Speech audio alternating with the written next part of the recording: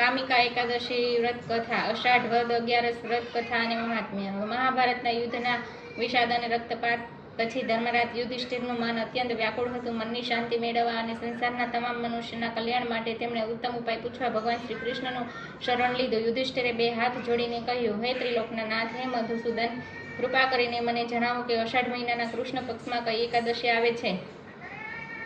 તે એકાદશીનું નામ શું છે, તેની કથા શું છે અને વ્રત કરવાથી મનુષ્યને કયા પુણ્ય ફળની પ્રાપ્તિ થાય છે. જગતના પાલનહાર ભગવાન શ્રી કૃષ્ણે મનોહર સ્મિત સાથે ઉત્તર આપ્યો, હે ધર્મરાજ, તમે અત્યંત દિવ્ય અને કલ્યાણકારી પ્રશ્ન પૂછ્યો છે.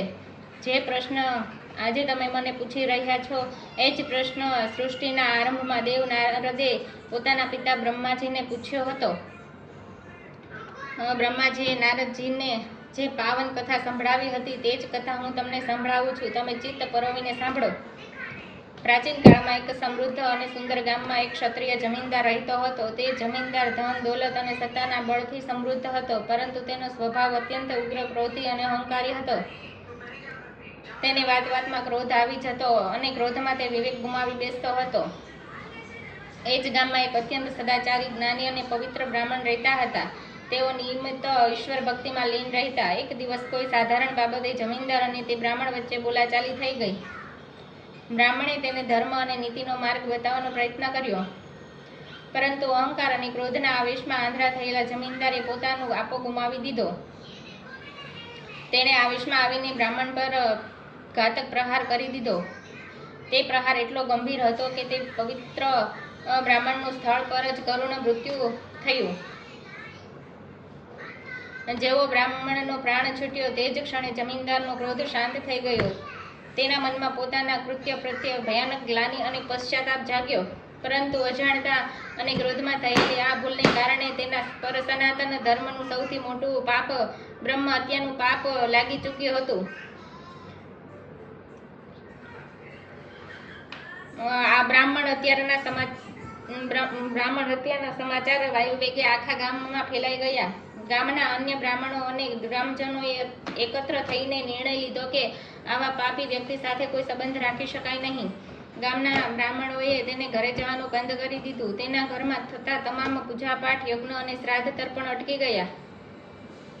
કોઈ પણ ગ્રામજનો તેને ત્યાં અન્ન કે જળ ગ્રહણ કરતું ન હતું. જમીનદાર માટે તેનું ઘર એક જેલ બની ગયું. તેને સમાજમાંથી સંપૂર્ણ બહિષ્કૃત કરી દેવામાં આવ્યો. દિવસ રાત તેને બ્રાહ્મણની હત્યાનો અપરાધ બોધ સતાવવા લાગ્યો. તેને લાગ્યું કે જો આ પાપ સાથે મૃત્યુ થશે તો તેને નરકના ભયાનક કષ્ટો ભોગવવા પડશે. પોતાના પાપનું પ્રાયશ્ચિત કરવા માટે જમીનદાર ગામના શ્રેષ્ઠ બ્રાહ્મણોના ચરણોમાં સાષ્ટાંગ પ્રણામ કરીને પડ્યો. તેના નેત્રોમાંથી અશ્રુઓની ધારા વહી રહી હતી. તેને નમ્રતા પૂર્વક પ્રાર્થના કરી,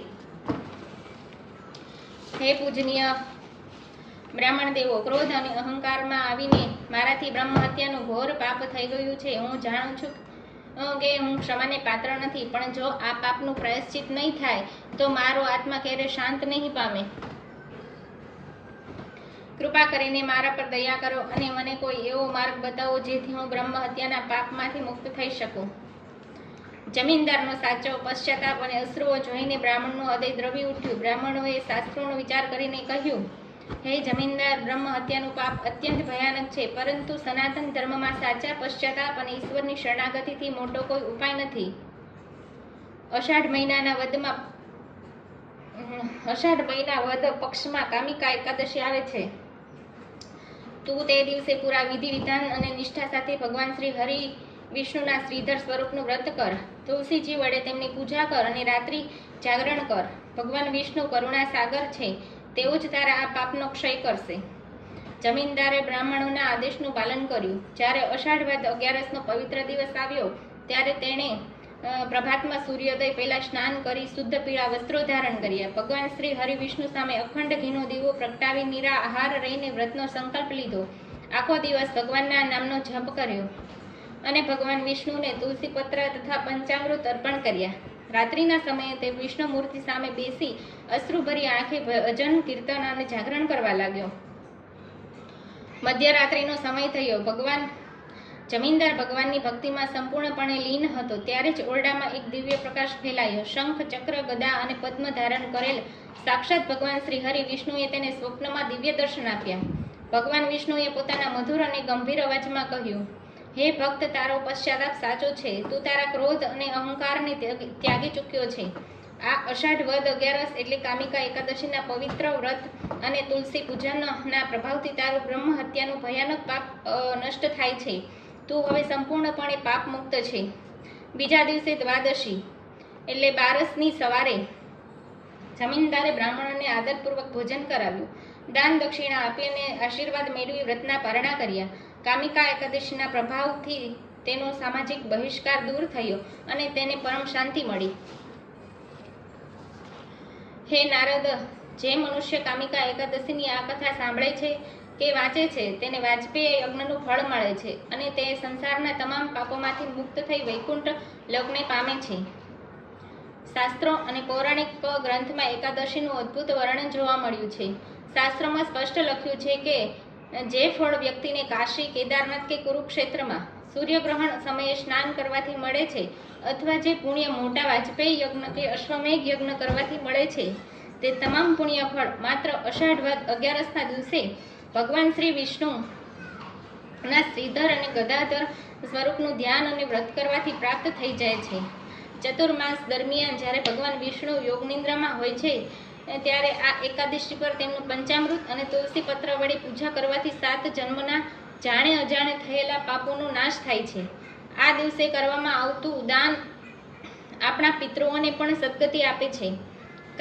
કામિકા એકાદશીના દિવસે ભગવાન વિષ્ણુને માત્ર એક તુલસીનું પાન ચડાવવાનું ફળ સોના કે ચાંદીના દાન કરતાં પણ અનેક ગણું વધી જાય છે. ભગવાન શ્રી કૃષ્ણ કહે છે કે જે મનુષ્ય આ દિવસે તુલસીજીની પૂજા કરે છે તેના પર મારી કૃપા દ્રષ્ટિ સદા રહે છે. જય કાના કાણા પ્રભુ નંદલાલા, મીઠી મોરલી વાળા, મીઠી મોરલી વાળા, ગોપીના પ્યારા. ઓમ જય કાના કાળા, કામણ ગારા કાન, કામણ ગૌ કીધા પ્રભુ, કામણ ગૌ કીધા. માખણ ચોરી મોહન, માખણ ચોરી મોહન, ચિત્ત ચોરી લીધા. ઓમ જય કાના કાળા, નંદ યશોદા ઘેર વૈકુંઠ ઉતારી પ્રભુ, વૈકુંઠ ઉતારી. કાલિય મર્દન કીધા, કાલિય મર્દન કીધા, ગાયોને ચારી. ઓમ જય કાના કાળા, ગુણ તણો તુજ પાર, કેમે